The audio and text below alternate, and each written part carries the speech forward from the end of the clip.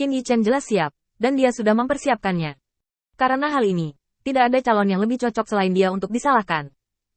Lagi pula, bagi orang-orang yang percaya di kuil penguasa cahaya, mungkin Matt dan Li Yun tidak peduli dengan apa yang mereka maksud.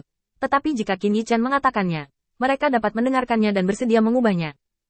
Ini adalah daya tarik Allah yang kuat bagi orang-orang percaya. Omong-omong, Qin Yichen harus merasa malu untuk masalah ini. Melihat orang lain, Li Yun dan Matt, keduanya mulai khawatir tentang kuil penguasa cahaya. Tapi saya pikir itu tidak ada hubungannya dengan kuil penguasa cahaya. Setelah menunggu lama, tidak ada yang pergi ke aula untuk mencari bukti dari Qin Yichen. Qin Yichen menghela nafas. Sebenarnya, aku perlu meminta maaf kepada semua orang percaya yang mempercayaiku. Lagi pula, aku telah melakukan terlalu sedikit untuk kuil penguasa cahaya.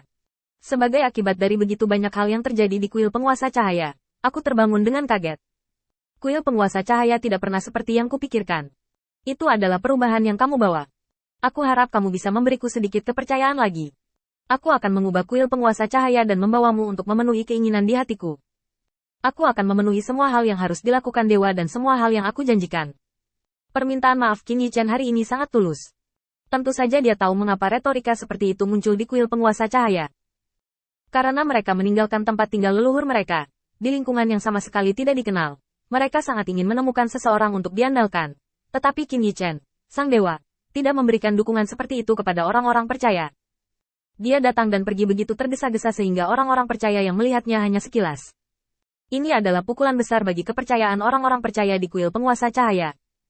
Dan pukulan semacam ini akan menyebar tak terlihat, dari para penggemar fan hingga orang-orang percaya yang taat.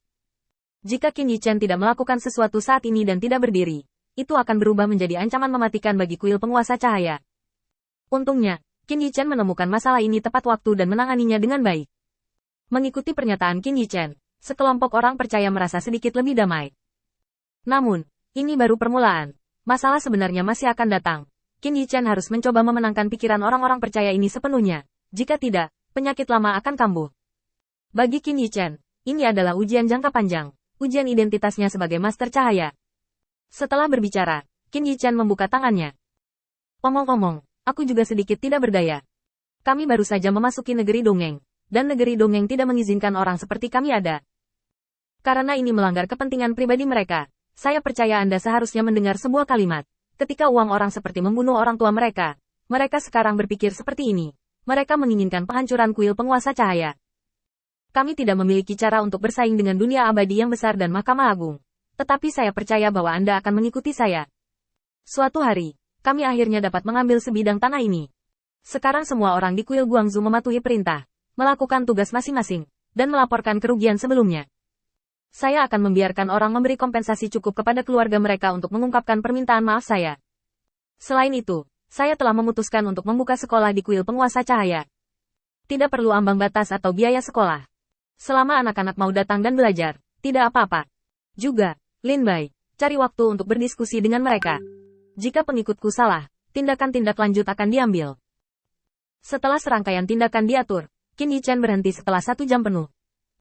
Kebetulan Qin Yichen sudah bisa merasakan bahwa keberuntungan yang kuat dalam dirinya secara bertahap menghilang dengan waktu terakhir yang tersisa. Ketika semuanya kembali normal, Qin Yichen merasakan perubahan di tubuhnya. Kehilangan yang tak dapat dijelaskan tetap ada di hati saya. Memaksa hal ini berlangsung sepanjang hari, membuat Qin Yichen merasakan kesegaran yang belum pernah terjadi sebelumnya. Tapi dia juga tahu bahwa ini hanya perasaan sementara, dan tidak bisa bertahan selamanya.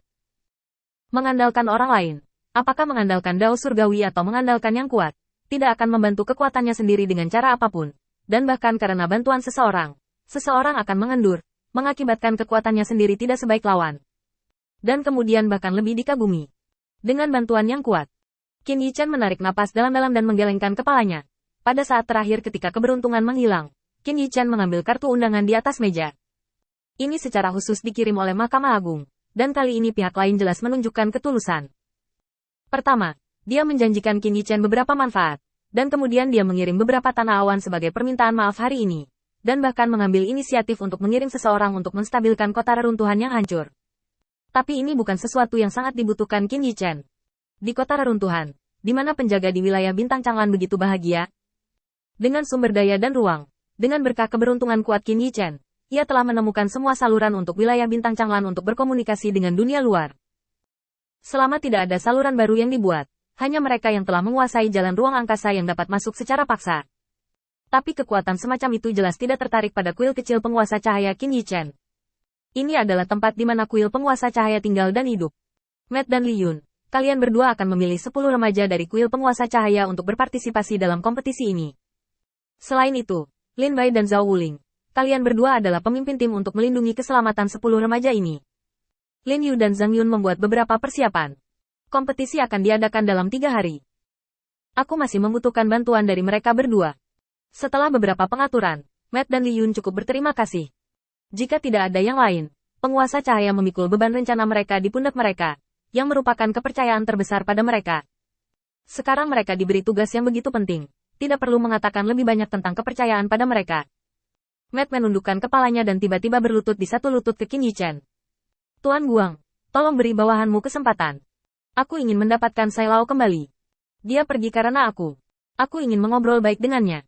Qin Yichen hanya melirik Matt. Lao Sai telah kembali. Tetapi dia tidak ingin bertemu denganmu untuk saat ini. Jadi biarkan dia berbicara dengan tenang untuk saat ini.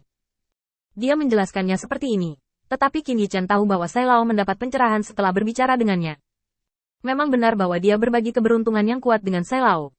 Saya tidak tahu berapa banyak yang bisa didapat Sai Lao setelah pencerahannya kali ini.